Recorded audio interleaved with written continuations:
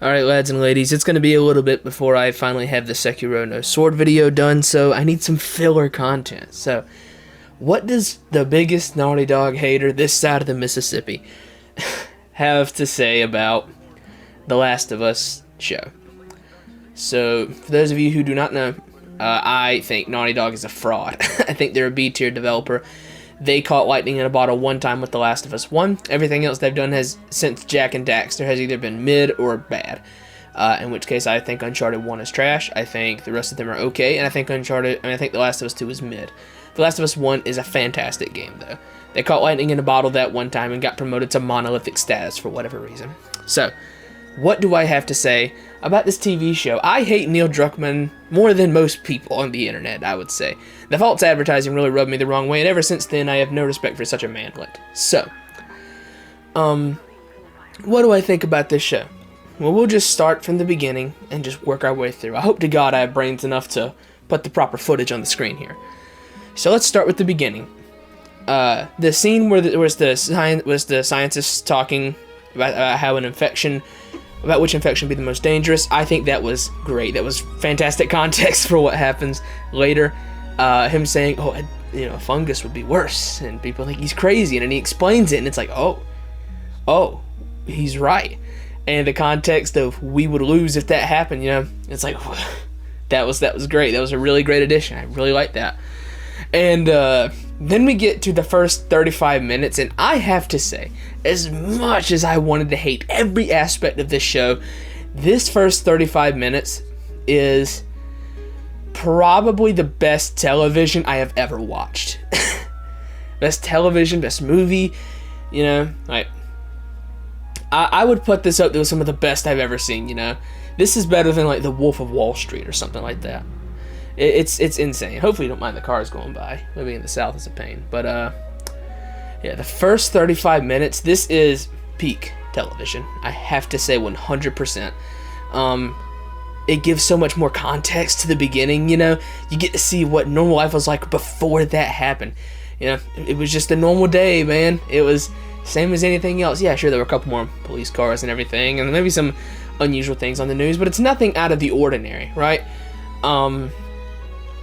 And getting to see, how little Sarah lived her life and everything, and man, I'll get to it in a second. Sorry, I'm gonna be rambling about this first 35 minutes because of how perfect it was.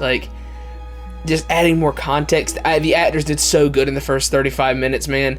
They absolutely nailed it. And then, after school, Sarah goes over there, and in the background, you can see the old lady kind of having a stroke, or I guess actually she's turning. She's infected, which is strange. That means I guess somebody bit her, I think, or maybe I guess it's a fungus, so it could have just gotten her there. And I was so worried, man, they were going to do what they do with The Last of Us Part 2 and just put the dog in danger. And just to get some emotional reaction, I was like, God, Cuckman's at it again. Good Lord. He did it all throughout Part 2. He can't elicit an emotional response, so he just puts the dog in danger. And thankfully, it didn't happen quite like that. So she goes home, and I got to get to it, man. The scene where they are driving away from the infection, it is amazing. You see planes crashing over it. You see, the reaction from everybody. And I have to say, this is the best version of zombies I have seen in anything in a long time. In fact, they're not zombies, they're infected, but, they really do seem like what that scientist said at the beginning. You see the infected stumbling over things, crashing into walls, running into everything, falling over every 2 seconds. And that's because, they're not thinking before they're moving. They're driven by one goal: to infect everything they see, right? To infect every human they see. And you can really see that because what are the infected doing? They're trying to get someone. They run, they bang into something, they flop like a fish, right? It's what happens if you run into something at breakneck speed. So while it may seem a little goofy and over the top, I can definitely see that it is how it would probably be. You have someone who's in a constant state of just constant adrenaline, just acting off of instinct, doing whatever. Stuff like that happens, they're gonna flop like a fish. It was so good. It's the best version of infected or zombies or whatever I've ever seen. You know, Pedro Pascal, as much as I don't like the guy, he was so good as Joel, especially in that first bit there. The guys, Tommy and Sarah, you know, I was originally like kind of, I wouldn't say it put me off, but I was slightly annoyed that they obviously changed the races of the characters. For what reason, I wonder. Yeah, I wonder, but it really didn't bother me in the first 35 minutes. Like they played the roles well, and I've always said that if you're gonna change the races, at least make them play the roles well. This is what I said about Baron Mordo and Doctor Strange, and he played the role very well. So I think everybody did really good. So this whole scene is amazing. The huge set of it, you know, and it's a one-to-one recreation. You know, you're driving, you have Sarah's perspective in the back seat. You pull up to that intersection, you see the cop cars go by, you turn right, and you know, you see planes almost crashing. Then you get into the town, and a plane crashes behind you because I'm assuming everybody up there is infected. Can you imagine how terrifying that has to be? Oh my god, this is definitely the most amazing look at what a day one infection looks like. You know, infection, you know, coronavirus 2 just dropped, boys, and this is what it looks like. It looks so good. You know, the effects all look really good. I thought there was just almost nothing wrong with this initial part. They added out everything. They adapted things that were kind of wonky in the original game and changed them around to be perfect in this first 35 minutes. And then I have to say, at the end, when well, I guess I didn't mention, they didn't put the dog in danger, thankfully. He slipped out of his collar and got away. Thank God, man. I was so upset. I was like, he's gonna do it again. Cuckman's gonna do it again. He doesn't know how to get an emotional response otherwise. But didn't do it, so that was good. And I have to say, the whole Sarah dying thing, it was way better here. In the original game, I think I played that game 4 times, and all 4 times I've never shed a tear, never once. It never got me. It never elicited any kind of response from me. In the show, man, it got me to cry. It was hard, man. It was so tough, and that's the added benefit of that first 35 minutes. You know, you have all that context. You get to see this is just a normal life. This is just a normal kid living a normal life, right? And then you see that happen, and it hits a lot harder than it did in the game. Because in the game, it's like, oh, I just got introduced to this character, 5 minutes ago. I don't care that much. Whereas here, it's like, okay, I have the context of what this character was previously, and now I get to see more of it in the show. And that's kind of what I'm gathering from this show. This show is not meant to be a good adaptation. It's meant to complement the source material. It's not meant to be a good adaptation of the source material. It is meant to complement and give further context to things the game didn't have time for. And I think that'll be fine, right? But God knows everybody's going to praise it as if it's a perfect adaptation. Okay, so now we get out of the first 35 minutes. And we get to where the show is definitely not nearly as good. So we get 20-year time skip. This is where I have to say I take a lot of issues with this show. So the pacing in this next 40 minutes of the show is abysmal. It's terrible. Now, my biggest concern going into this was that this show was going to do exactly what the second half of this episode did. Basically, instead of it being any kind of video, instead of this being anything of the video game itself, you're just watching the cutscenes being acted out, for the most part. That's basically what it is. You get a little more context here and there, but for the most part, this is just the cutscenes acted out. I don't expect any big crazy action sequences in this show. I really don't. Because again, you're just going to be having cutscenes acted out for a lot of it. Because, what happens? We get to see Tess and Joel working. Then, Joel goes to talk to this security guard guy. Then Tess is being interrogated, I guess, quote-unquote interrogated by Robert. Goes out, fireflies are there. What happens? Joel goes to bed, wakes up, and then this is where the game picks up itself. Tess and Joel talk, says Robert, and this is where the changes really start to come because, in the game, I guess it serves more as like a tutorial in the game, like of you just walking around the Boston QZ. But here you just kind of skip straight to where they're getting the information they need. Boop, they got the information. We skip the process of getting where they need to be. They push something out of the way. They see the whole tentacle infection thing, which they talked about previously, and I still don't understand how it's supposed to work, because the thing that works with The Last of Us Infected is that they are not dead, they are infected. They can be killed as any person can be killed. So they will need to give me further context on that, because I'm still not quite sure of it. But you see the dead person wrapped in the tentacles. We'll have to get further context on that, but I think it's going to end up being something stupid. Which the realism for it makes sense. If it was spores, everywhere would be infected. That's 100% correct. But I can suspend my disbelief for that, right? I can suspend that. But if we're talking about realism, I have to ask, why'd you make Sam deaf? This hasn't happened in the show yet, but they said it's going to happen. Why'd you make Sam deaf? I can suspend my disbelief of the spores. So, in the world where that exists, I can suspend my disbelief of Sam being deaf.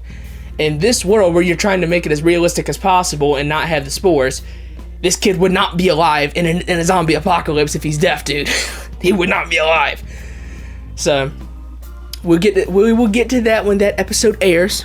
But we skip up here, and now they push this thing out of the way. What happens? Robert is dead right there in the Firefly base. Also, instead of them getting guns, they're getting a battery, which that's a whole nother plot with Joel trying to go get Tommy, which is whatever. I don't care that much, It's a change that I think is fine to make, I always thought the whole "where's our guns" thing was kind of goofy in the main game, so this is a change I can kind of get behind. But I can't get behind that we just remove the entire portion where you go to find Robert. And the reason behind this is very simple, because it's a video game. This is a video game level. What do? We have to cut every bit of that. It takes 2 minutes from them getting the information sorry about that. It takes 2 minutes from them getting the information to seeing Robert dead at their feet. They didn't even do anything, right?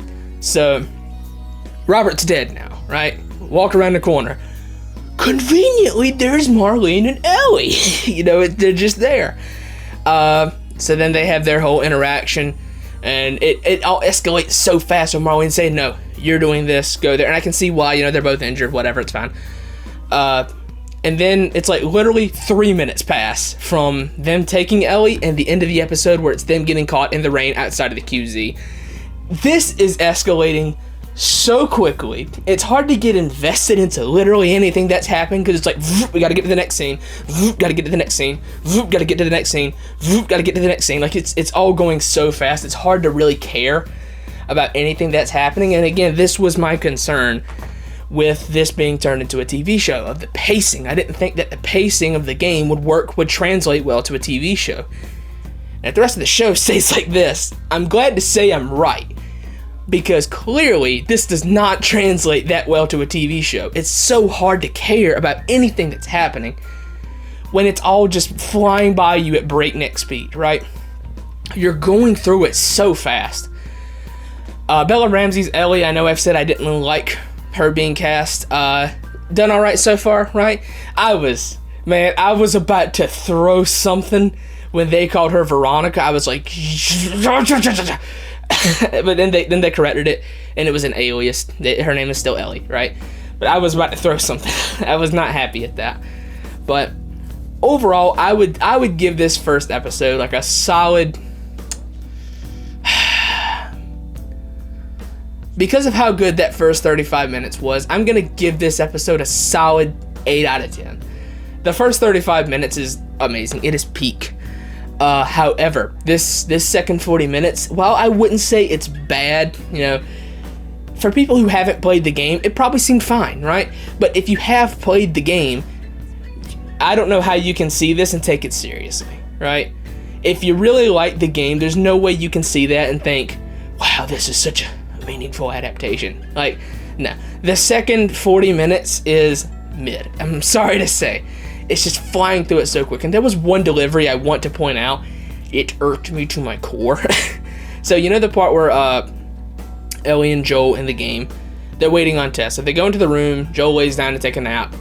Ellie says, well, what am I supposed to do? And in the game, Joel says, I'm sure you will figure that out, and goes to bed. And in the show, it is the most annoying delivery white girl voice ever when Joel says, I'm sure you'll figure it out. That's literally what it sounded like to me. Terrible, awful delivery. Like, Pedro's a good actor, so I'm sure it was just a rough take, but awful. I was like, Like, that was probably the one acting moment in the entire episode that really took me out of the scene. I was like, that couldn't have been the best take. But yeah, settling on a score for this first episode, I'm going to be giving this an 8 out of 10. Rough time in the second half. Great first half, though. God, it was so good. It was peak. It was peak. I tell you, peak. But anyways, that's going to do it. Let me know what you think. Is the biggest Naughty Dog hater around still hating on Naughty Dog? Am I just wrong for not liking this? Let me know if you think this episode was great. Let me know what you think about the show. I'm saying let me know a lot because I don't do these types of videos. This is filler content for the No Sword video. It'll come eventually, but you have to understand. With my job, I work about 5 days a week usually, in addition to what I have to do outside of work and my own hobbies and the NFL playoffs. So I'm busy, man. I'm busy, but I'll get it out. I swear to you, I will. I'll get it out sometime. Anyways, thanks for watching. Hope you enjoyed. Like, comment, subscribe. My name is Carmen, but I go by Ellis on YouTube, and that's going to do it. Y'all take it easy.